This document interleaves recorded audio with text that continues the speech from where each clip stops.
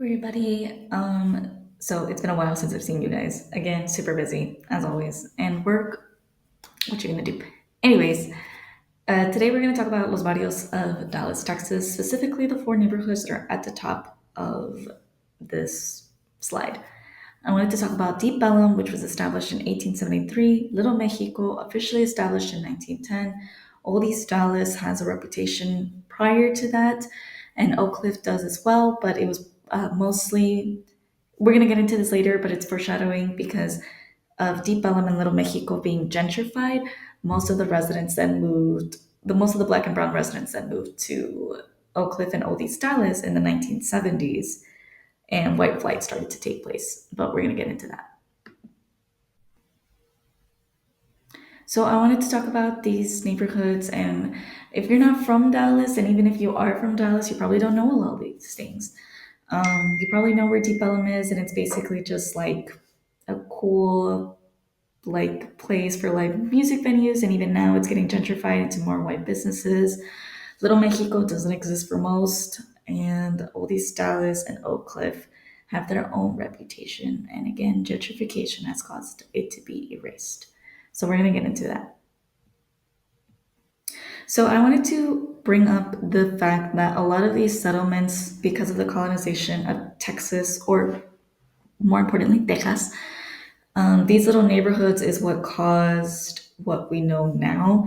There's this really great article by this lady who was able to basically track down everything, and I used her infographic for this specific example. I know you would probably have to zoom in, but I did also include the link. And basically, it's like the early settlements and activities in the late 1800s. And some of those are like key factors, right? Where it's like a cemetery, a church. Some of them are, what is it, like an actual street. And so, first neighborhoods of the early 1900s, it's going to be East Dallas or Old East Dallas, because that's what she's really called.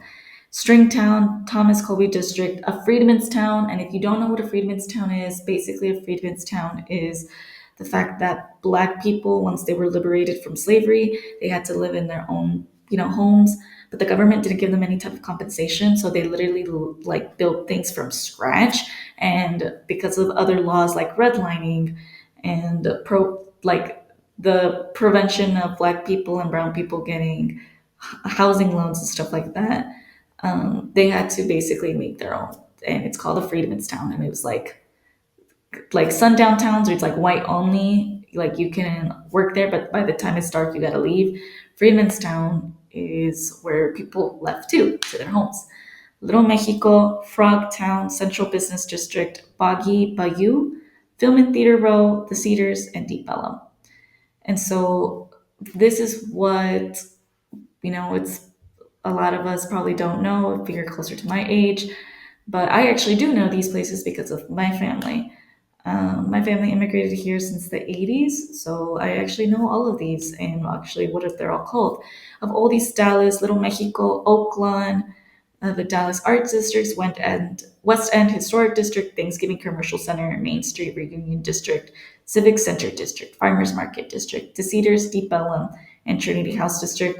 And now even things are just like dividing into worse things. It says the diversification of downtown, when in reality it's the erasure of it, because revitalization is not actually revitalization. The gentrification is modern genocide. And so that's actually my last video. But anyways, they're saying the Baylor district, which is not true. In order to show resistance, you can call something by its original name, which is Old East Dallas. Victory Park is actually Little Mexico. Uptown is actually Little Mexico. Oakland does not exist and has never existed. It's always been Little Mexico. Oakland is a street. And so the fact that we call the whole neighborhood that is inaccurate.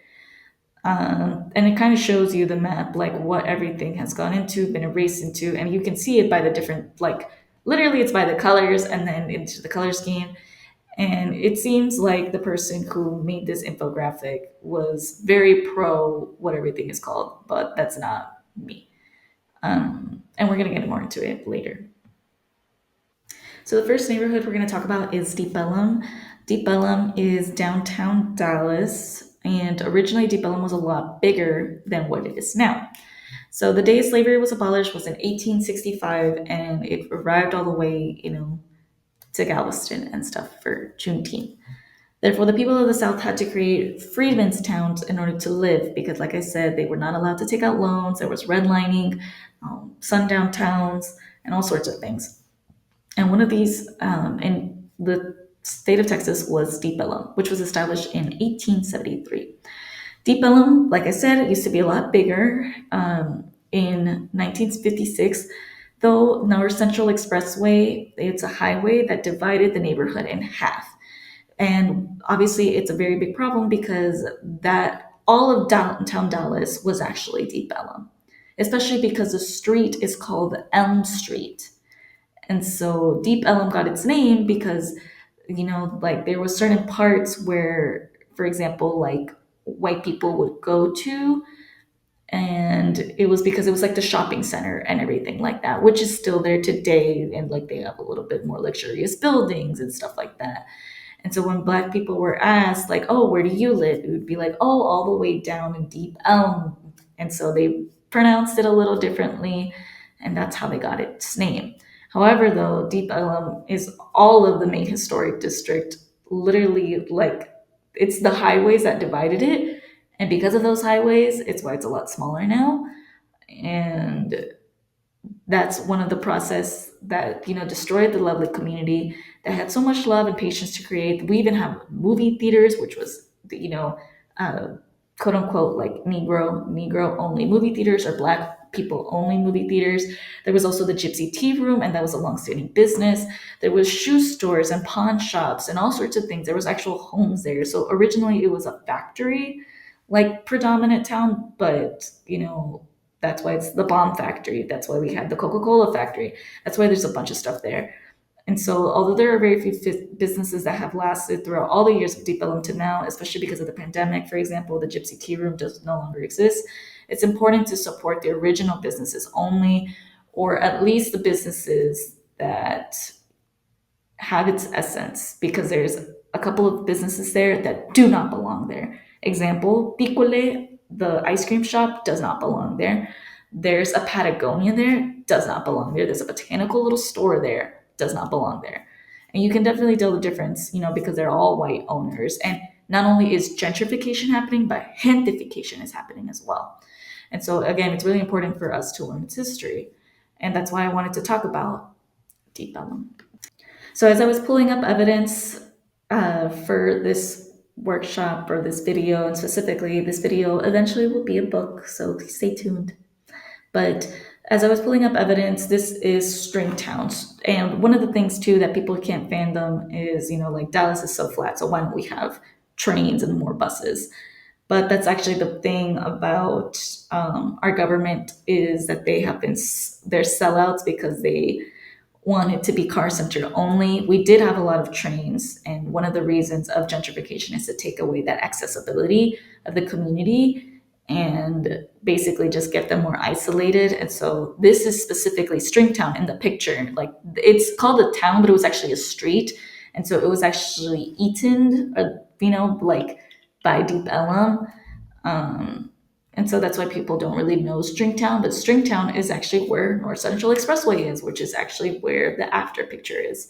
So the person, the artist who made this was very, very intelligent in placing everything, but obviously that's not what it looks like anymore. Homeless people are prevented from living there, which is actually crazy because of the fact that, by the time I made this, the Supreme Court had outlawed or like had said that it was basically legal to arrest homeless people.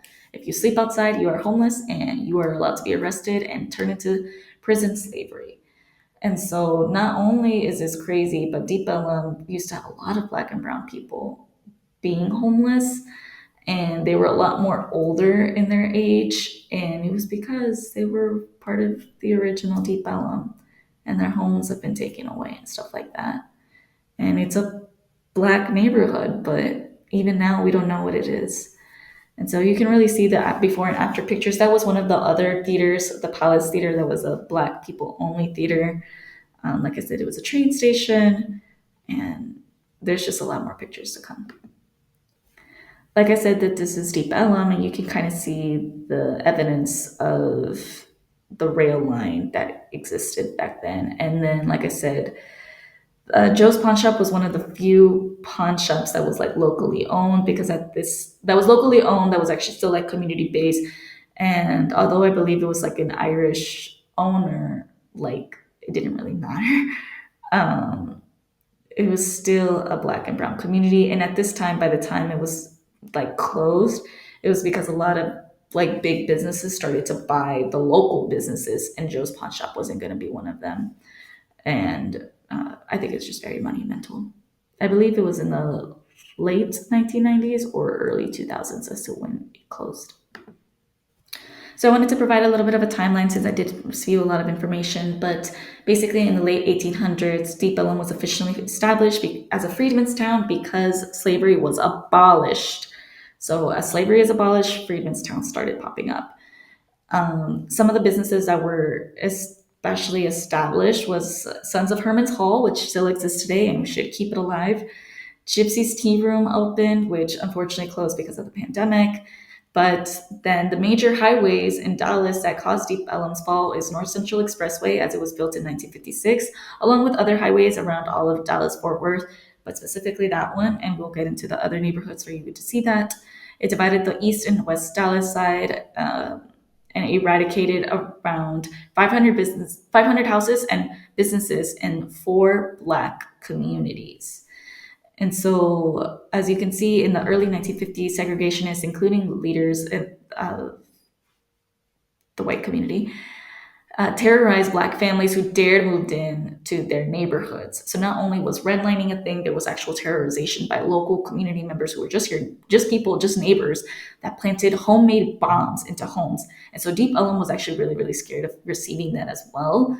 The 1950s redlining was outlawed, but the government continued to separate us by allowing gentrification and stuff like that to happen, and pollution and environmental racism and all sorts of things, right? But by 1949, 86% of black homes were ruled as substandards, which basically means that those neighborhoods were the slums for you to understand what's going on. And so, but it's because they were rated as the slums. It was because they had higher rates of disease like diarrhea, pneumonia, and cancer. And because of segregation, it was hard to get out because no one would let them borrow a loan. Black people didn't have the freedom to move anywhere they truly wanted, especially if it was near a white neighborhood, which is probably where the most resources or the most kept quality was. And like I said, in 1956, the decline of Deep Ellum happened. And it just started to be like local black-owned businesses and a jazz town, which was what originally was, anyways, but not originally, but it was the heart and soul of Texas, because actually about eight black jazz singers and music players and everything like that were originally from Deep Ellum. And so again, 1920s, and then because of the pandemic and the 2020, most of the original businesses had closed. So actually, now we're gonna go to the next neighborhood, Little Mexico, and some people know it as Uptown or the Gayborhood. And this is actually one of the biggest tactics that the government uses in order to have us fight one another, is to be like, oh, why are you being so upset that the gay community exists? See, this is your community that's doing something wrong, not us. And so this is something that they basically want. They want black and brown people and other minorities based on race, religion, sexuality, gender expression, and all sorts of stuff like that to fight against one another. But we're not going to let that happen. It's called Little Mexico, and we are far more advanced now to know that we can do whatever we want.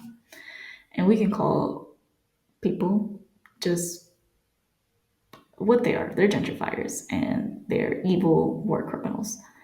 Anyways, the Mexican Revolution back in Mexico was what caused Mexican citizens to go north to the US for safety.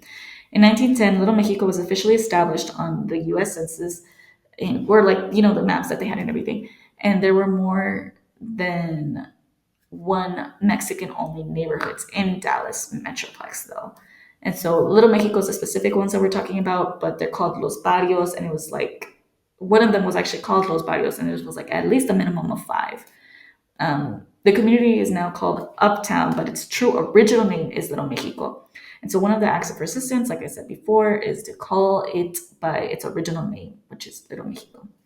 The highway built, which was in 1956, is what caused the downfall of the neighborhood and the police brutality that was going on as well. Because as there were lynchings in Deep Ellum, there were also lynchings for Mexican community members.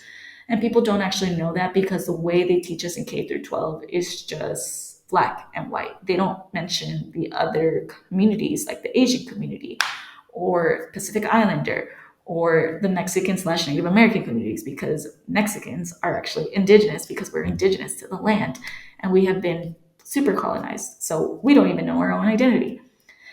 But the matter of the fact is that there were Juan Crow laws that caused police brutalities and lynching. The most notable one, though, is Santos Rodriguez, which is the guy or the little boy in the white shirt in the bottom corner. And he was a 12-year-old boy that unfortunately was murdered in July. And I believe in 2023, it was originally 50 years anniversary of that happening. The police officer still exists today. He still lives with his retirement fund, never ever faced any consequences. So it's a very unfortunate event that happens to our community very frequently. And some of the businesses that have lasted, the one and only is El Phoenix. El Phoenix is actually in the top corner, as you see, as it was a family cafe. Little Mexico basically was Little Mexico. There it's just a very different atmosphere. Everything was walkable, community owned. And then Charlie Villasana was actually one of the last living community members of Little Mexico that was born and raised there and died there. He passed away in 2018, and he is actually the gentleman in the corner with the grocery store, as it was originally his father's, and his house was actually right in front of it. He didn't have any kids to pass down the store, but his name still remains. And Little Mexico will not be forgotten in that matter. Again, another timeline as the Mexican Revolution began in 1910, which caused Mexican citizens to migrate to the US. Then Little Mexico was officially established in the Northwest Dallas area. And it's specifically in the Harry Hines Boulevard Road. But the other thing is too, Pike Park is also there. So by American Airlines. American Airlines wasn't there before. It was very different. So don't support those businesses, for one thing. El Phoenix restaurant opened in 1918. The Villasana grocery store opened in 1932. Major highways in Dallas that caused Little Mexico's fall was I-35 and I-30, as it divided the north and south of Dallas. In 1960s, the neighborhood peaked. 1973 is when Santos Rodriguez is shot by the police, as known and identified as police brutality. The 1980s, it was officially over. So back in the 1870s is when Mexican people started to migrate to that specific area. And it just got concentrated more when officially the Mexican Revolution began. And obviously, it's like a continuation of things increasing in intensity. And then it basically declined completely in the 1980s. And hence why I was saying that all of those Black community members from Deep Ellum and all those Brown community members from Little Mexico actually moved to Oak Cliff and Old East Dallas. Um, and then specifically, Uptown was officially established in the U.S. Dallas Census in 1998. And then Charlie Villasana, he passed away in 2018 as the last living member of Little Mexico. There are still people in Oak Cliff who remember Little Mexico because they were born and raised there, but they had to move out. But Charlie Villasana was the only one who stood there and stand there forever and ever. As I said before, that I do have a Little Mexico like presentation and it goes more into specifics. So if you're interested in that one, you can go ahead and look at it. It's specifically the conference that I gave, or like I was on the panel for the conference at the TCU conference back in March of 2024. And so I'm actually going to submit another paper for the same conference for this upcoming year, but on Deep Ellum because I love Deep Ellum.